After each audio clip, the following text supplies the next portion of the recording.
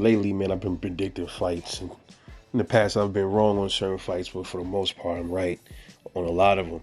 Now, how do I come up with my thoughts when it comes to fights and predictions? Well, I come up with my own little policy. It's really that simple. Skills really pay the bills, man. If you look at most fighters, uh, one fight is always going to be skilled than the other one. Some will be, uh, it seems like they have more tools than the other in their shed than another fighter might have.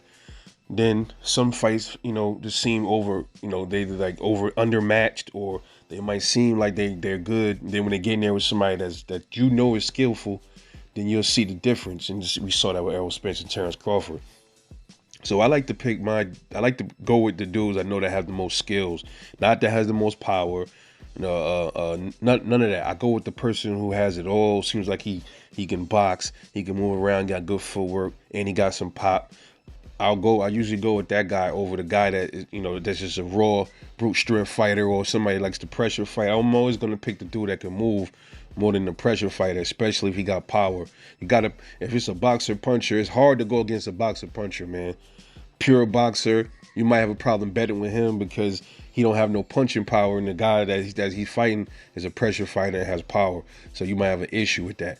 There's a lot of upcoming fights that I'm about to bet on. I'm gonna do some predictions on, and some of them seem even keel, or there's no such thing as really that. Some of them might seem a little closer than others, but uh, I would recommend you guys, man, go with dudes that have the better skill set than the other opponent, man.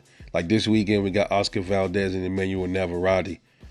Navarrete's a pressure cooker, man. He's a firecracker, good speed, good power and everything. But you got Oscar Valdez, man. He's a counter puncher. He has some pop in his punches too, and he can move around better than Navarrete. So, Navarrete's gonna have to chase this dude around for the most part, and then he's gonna make a mistake. I could see that kind of looking like a Crawford Errol Spence fight, So I'm going with Oscar Valdez all day, So that's just me,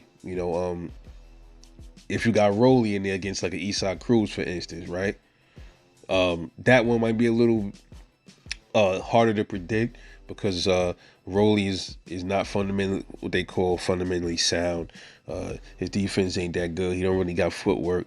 Isaac Cruz, to me, I think Isaac Cruz got the more skills because he has the better defense than a Rolly might have, and I think Isaac Cruz has more power. Just might have a little bit more power. I don't know. I wouldn't say that. I might take that one back. I think Rolly got more power, but I think Isaac Cruz slightly has more skill than Rolly. So if they were to fight, I would go with Isaac Cruz. And I think he got a better chin too. So definitely. But that's all. This is Rebel Life Boxing. I'll catch y'all on the next one. And I'm off this.